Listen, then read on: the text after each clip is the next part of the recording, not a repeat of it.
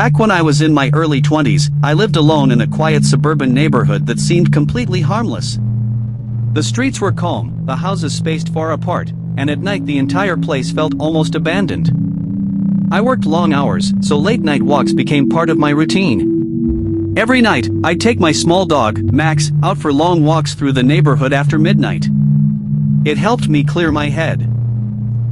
One freezing night, while walking past a row of houses separated by dark empty lots, I suddenly heard soft laughter drifting through the wind. It sounded like a young woman quietly giggling somewhere inside the darkness between two homes. I stopped immediately, trying to see who was there, but the area was pitch black. My dog froze too, staring into the shadows without making a sound. The laugh came again. Not loud. Not aggressive. Just unsettling. I quickly pulled Max along and convinced myself it was probably some teenager messing around nearby. Eventually, we returned home and I went upstairs without turning on many lights. I was exhausted, but sleep didn't come easy. Something about that laugh stayed stuck in my head.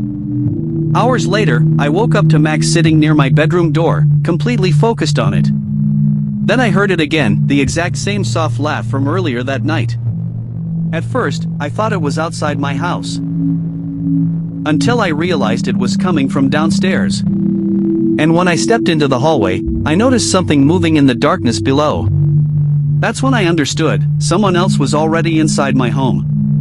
What I saw sitting in my living room still keeps me awake years later. When I moved into my new house, I loved how peaceful it felt. The neighborhood was quiet, tucked away at the end of a cul-de-sac, and since I worked remotely, I spent almost all my time there alone. Nothing strange had ever happened before the night I woke up at exactly 1:50 a.m. and noticed my bedroom door slightly open. That immediately bothered me. I always locked the door before sleeping. Every single night. At first, I convinced myself maybe I forgot. I checked the house, found nothing unusual, and eventually went back to bed. But then it happened again the following night. And the night after that. For nearly 3 weeks, I kept waking up in the middle of the night to find my bedroom door standing open. No broken windows. No missing items. No sounds. Just the door. Eventually, paranoia took over, and I bought a small security camera to record the room while I slept. I placed it on my nightstand facing the doorway and hoped it would finally explain what was happening. That same night, I woke up again around 1:46 a.m. The door was open. This time, instead of checking the house, I grabbed the camera's memory card and watched the footage on my laptop. At 1:44 a.m., the locked bedroom door slowly creaked open. For several seconds, nothing happened. Then a tall man dressed in dark clothing silently stepped into my room. He moved carefully toward my bed and stood inches away from me while I slept completely unaware. He didn't touch anything. He didn't speak. He simply stared at me for nearly a full minute before quietly leaving the room. Less than 20 seconds later, the video showed me waking up. Which meant while I was watching that footage, he could still have been somewhere inside the house. And the worst part? Police never found a single trace of him. But what investigators eventually suggested terrified me even more than the footage itself. A few months later, during a long overnight road trip home, I made the mistake of missing my highway exit sometime after 1 a.m. I was exhausted, barely focused, and decided to pull into an isolated rest stop to sleep for a while before continuing. The place was completely empty. No parked cars. No people. Just a small restroom building under dim yellow lights surrounded by darkness. I reclined my seat and tried to sleep, but after only a few minutes, I heard someone coughing outside my car. I immediately sat up and looked around. Nothing. No movement. No vehicles. No one walking nearby. Still, the sound felt way too close for comfort. My instincts told me something was wrong, but exhaustion kept me there. About an hour later, I heard the coughing again. This time, I noticed movement inside the restroom building, just a shadow briefly passing one of the windows. Someone was definitely there. I watched the building for nearly 30 minutes, but nobody ever came out. Eventually, my tired brain started convincing me I was overreacting, so I leaned back and accidentally drifted off. When I woke up again, a man was standing inches from my window. His face was almost pressed against the glass, staring directly at me with hollow, exhausted eyes. Pure panic kicked in. I instantly started the car and slammed my foot onto the gas. Then I heard a loud crunch beneath the tires. The man had placed something under my car. My tires immediately began losing air while he rushed toward the driver's door. In that moment, I realized he had been watching me the entire time, waiting for me to fall asleep before making his move. And judging by what police later found out about him, stealing my car was probably the least horrifying thing he intended to do. Even now, I still refuse to stop at isolated rest areas after midnight. A few years ago, I rented a small house near the edge of town while finishing college. The area was quiet, surrounded by woods, and the nearest neighbor lived several hundred feet away. During the day, it felt peaceful.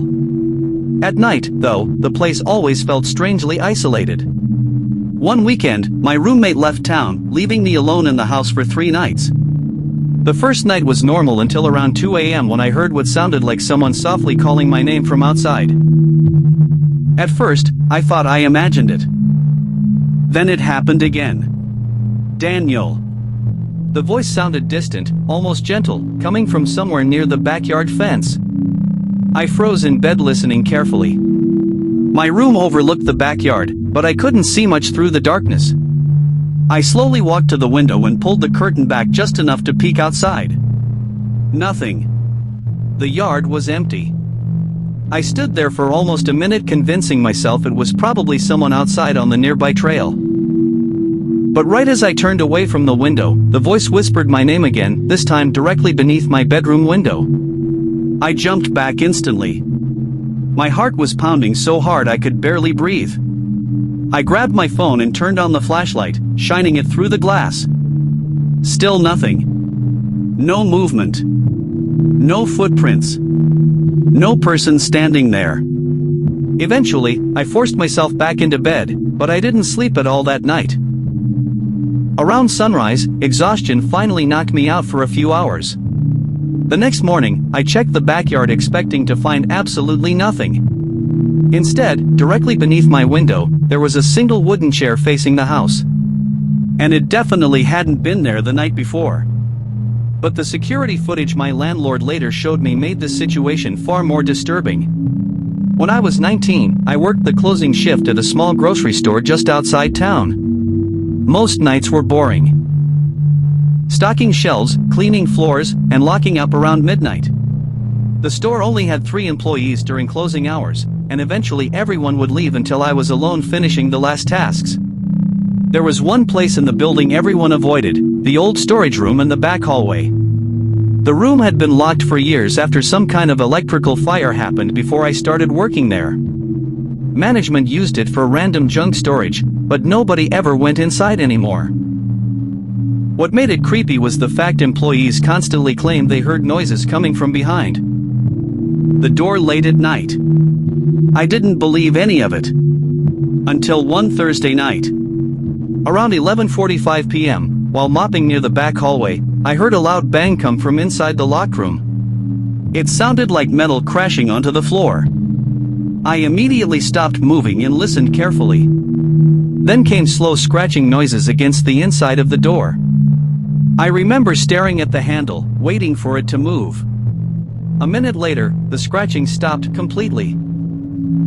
I called my manager thinking maybe someone accidentally got locked inside earlier, but she laughed it off and told me the building was empty. Still unsettled, I finished cleaning as quickly as possible and prepared to leave. Right before shutting off the hallway lights, I looked back one final time. The storage room door was slightly open. Just enough for darkness to show through the crack. I know for a fact it had been locked earlier because I checked it myself after hearing the noise. But now the padlock was hanging loose from the handle. And from somewhere inside that pitch-black room, I heard breathing. Slow. Heavy. Human breathing. What police discovered inside the room the next morning forced the store to permanently shut down for weeks. A few years ago, I moved into a cheap apartment complex in a city where I barely knew anyone. The building was old, poorly maintained, and had thin walls that let you hear almost everything your neighbors were doing. Most tenants kept to themselves, except for the man living across the hall in apartment 14B. Nobody ever saw him during the day. But every night around 3 a.m., I'd hear his apartment door slowly creak open. Heavy footsteps would echo through the hallway, followed by complete silence for several minutes before he returned inside. At first, I ignored it. Then one night while taking out trash late, I finally saw him. He was standing motionless at the end of the hallway under a flickering light, staring directly at my apartment door. He looked thin, pale, and exhausted, like he hadn't slept in weeks. The moment he noticed me watching him, he quietly walked back into his apartment without saying a word. After that, strange things started happening. Small scratches appeared around my door lock. My doormat would be moved slightly every morning. One time, I even found a fingerprint pressed against the outside of my bedroom window, which made no sense because I lived on the 4th floor. The anxiety got so bad that I bought a cheap motion alarm for my front door. 3 nights later, it went off at exactly 3:12 a.m. I jumped awake and immediately heard footsteps running down the hallway outside my apartment. Through the peephole, I saw the man from 14B disappearing around the corner. The next morning, I checked my door. There were fresh tool marks around the lock. Someone had clearly been trying to get inside. But the truly horrifying part came later that evening when police finally searched apartment 14B. Because according to the landlord, nobody had rented that apartment for almost 8 months. And the officers refused to tell residents what they actually found inside the room. Last summer, my friends and I went camping deep in a national forest several hours away from the nearest town. There were 4 of us total, and we picked a remote campsite far from the main campground because we wanted privacy and quiet. The first day was perfect. But around midnight, while we sat near the fire talking, we heard something moving in the woods behind us. At first it sounded like an animal walking through leaves. Then we realized the footsteps were too slow and deliberate. Whatever it was would take a few steps, stop, then continue again. One of my friends flashed a light toward the trees, but we couldn't see anything. Eventually the noises stopped, and we convinced ourselves it was probably deer wandering nearby. Around 2 a.m., everyone went into their tents except me. I stayed awake sitting near the dying fire scrolling through my phone. That's when I noticed something standing between the trees roughly 30 yards away. A person. I could barely make out the shape in the darkness, but someone was definitely standing there watching the campsite. I immediately yelled for my friends. The figure vanished deeper into the woods the second I stood up. My friends searched the area with flashlights but found nobody. Still, none of us felt comfortable sleeping after that. We decided to pack up early at sunrise and leave. While loading the car the next morning, one of my friends suddenly called us over to his tent. There were muddy footprints all around it. Not animal tracks. Bare human footprints. And right beside the tent flap, someone had placed a small hunting knife upright in the dirt. We left immediately and reported it to park rangers on the way out. One ranger looked genuinely disturbed after hearing our story and quietly asked exactly which campsite we stayed at. Apparently, another group had reported seeing someone lurking around that same area just 2 weeks earlier. But they also claimed something even worse happened during the night. And after hearing their story, I'll never camp in isolated forests again. When I was 16, I stayed home alone one weekend while my parents visited family out of state. At first, it felt exciting having the house to myself. I ordered food, played games late into the night, and stayed awake far longer than I normally could. Around 1:30 a.m., while watching TV in the living room, I heard tapping against the front window. 3 slow taps. I muted the TV and listened carefully. Nothing. A few minutes later, it happened again. Tap. Tap. Tap. The curtains were open just enough for me to see part of the porch outside, but nobody was there. Trying not to freak myself out, I walked over and looked through the glass. The porch was empty. I stood there for several seconds before turning away. That's when the tapping suddenly came from the kitchen window behind me. I spun around instantly. For a split second, I saw a pale face disappear below the window frame outside. I locked myself in the bathroom and called my older brother, who immediately contacted police.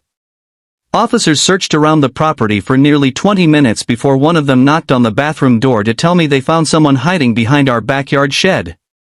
The man had been carrying gloves, duct tape, and a flashlight. I didn't sleep alone in that house again for months. Even now, every unexpected knock at a window still makes my stomach drop. One night after work, I ordered a rideshare home because my car was in the shop. The app showed the driver arriving in 2 minutes, so I waited outside the restaurant alone while the streets emptied around me. A dark sedan eventually pulled up in front of me. The driver rolled down the window and said my name. Without thinking much, I reached for the back door handle, but something felt wrong immediately. The license plate didn't match the app. The driver quickly said the app was glitching and told me to just get in. Then I noticed there was already someone sitting silently in the passenger seat staring straight ahead. Every instinct in my body told me to walk away. I stepped back and said I was checking something on my phone. The second I did, the driver's expression completely changed. He looked irritated, almost angry. Before I could respond, another car turned into the parking lot nearby. The sedan sped off instantly. A few minutes later, my actual rideshare driver arrived, and the plate matched perfectly.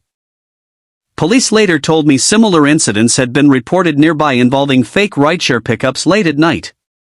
I still think about how close I came to getting into that car. And now I always check the plate number twice before opening any door. A couple years ago, my cousin installed a small security camera outside his apartment after packages kept disappearing from residents' doors. 4 weeks, nothing happened.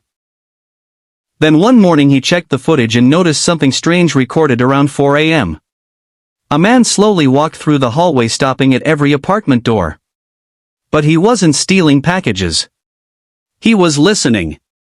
At each door, he'd press his ear against it for several seconds before moving to the next apartment.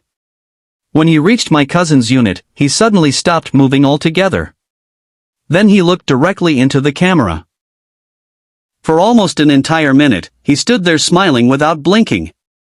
Before leaving, he quietly tried my cousin's door handle. It was locked. Police never identified the man, but neighbors later admitted several apartments had reported hearing someone trying their doors late at night for weeks.